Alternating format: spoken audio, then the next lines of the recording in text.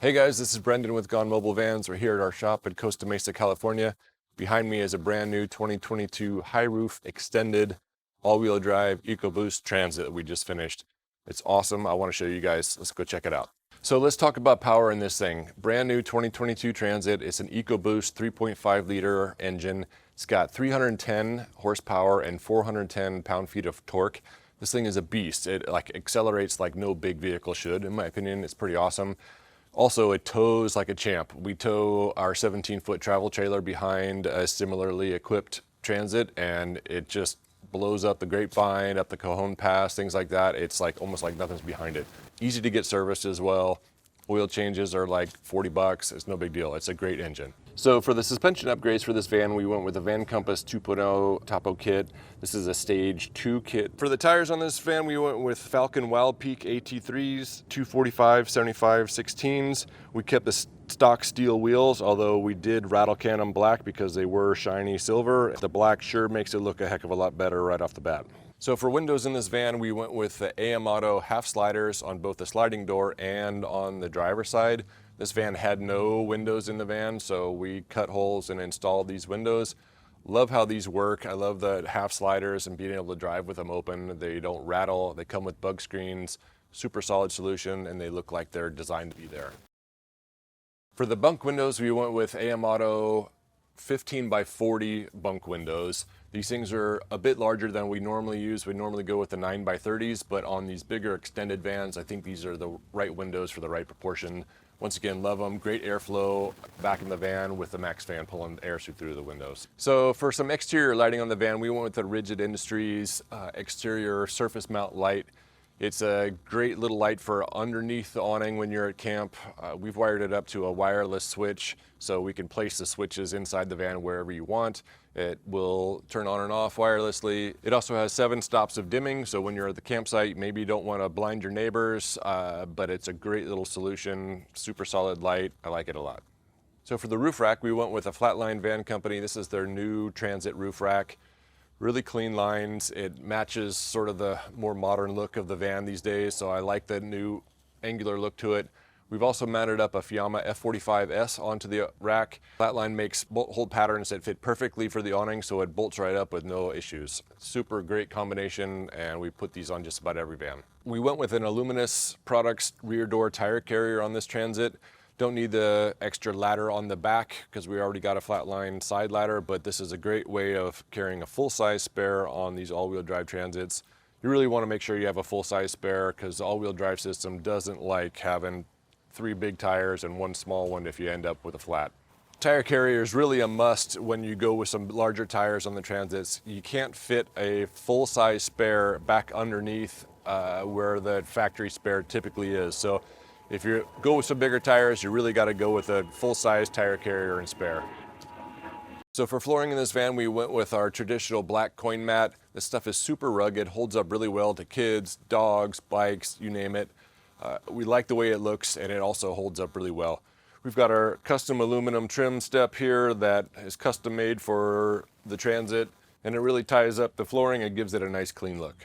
For this van, we wanted to make sure that you could seat 4 and sleep 4. So for additional seating in the van, we went with JMG Systems. These are 2 20-inch captain's chairs. They swivel, they recline, they slide forward and back.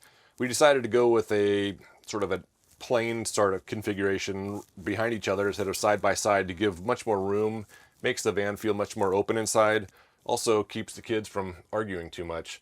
So anyways, really nice comfy seats. These things are great. They fit my frame. I'm 6'3" on a good day, and they're really super comfortable. So I went with a doorway galley from Lost Highway Customs in this van. It's got an Isotherm DR85 fridge in the front here. It's easy access from both inside the van and outside the van. It's got a nice little stainless sink here, 20 gallons of fresh water that feeds the sink, a gray tank underneath the van for taking all the sink water, and you can dump that remotely at an appropriate location.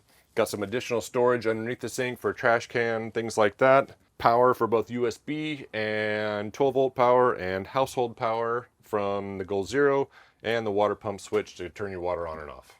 I went with Lost Highway Customs upper cabinets for this van as well. I have 2 52-inch upper cabinets. Both of these are custom designed for the transit ceiling because of the curve of the roof and the compound nature of the van. Bamboo doors on soft close latches, they'll stay open and they close really nice and easy as well. Nice and solid. You could hang off of these things, they're not going to go anywhere. Plenty of upperhead storage for clothes and kitchen items above the galley. The ceiling in this van is super custom. It's a marine decking that has been CNC cut to our specific size and shape, as well as our specific design on the roof.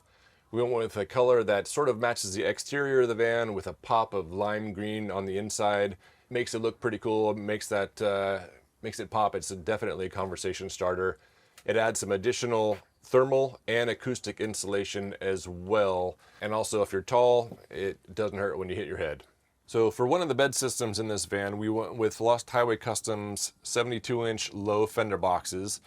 One side houses the water system, one side houses the power system, and combined they make a great bench seat for family seating.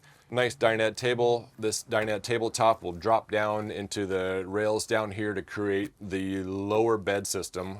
These cushions will fold in. You got a nice big 72-inch by, I think, maybe 68-inch wide lower bed. Super comfortable, lots of fun to be able to have the family having dinner around here, hanging out at the beach, checking out the sunset out the back doors. So for the upper bed in this van, we went with an RB Components 3-panel bed system, 72 inches long as well by about 68 inches wide. Absolutely sleep 4 in this, 2 down low, 2 up top. That's what's great about this van. Seat 4 safely, crash tested and approved seats. Sleep 4 safely inside, winter camping, hot desert camping, whatever you need, everybody's inside. It's pretty awesome. So behind these wall panels, covered in one of our favorite Marathon tweed colors, which is called gunmetal, we've got Thinsulate as our insulating factor. We've got that in the walls, ceilings, and all the cavities that we can get it in. We also have sound deadening material, kill mat, just about everywhere we can as well. In addition, we've got a lot of stuff you can't see behind the walls, internal support structures for overhead cabinets, elevated bed platforms, things like that are all fabricated in-house here as well. Makes for a really nice solid build. Great thermal and acoustic insulation from the Thinsulate and from the wall panels, and as well as the ceiling treatment that we put in this van. All right guys, that's it for this build. Getting late, it's getting a little bit dark here, but I'm super happy with how this van came out. And if you like this kind of content, please consider subscribing, and I hope to see you on the next video.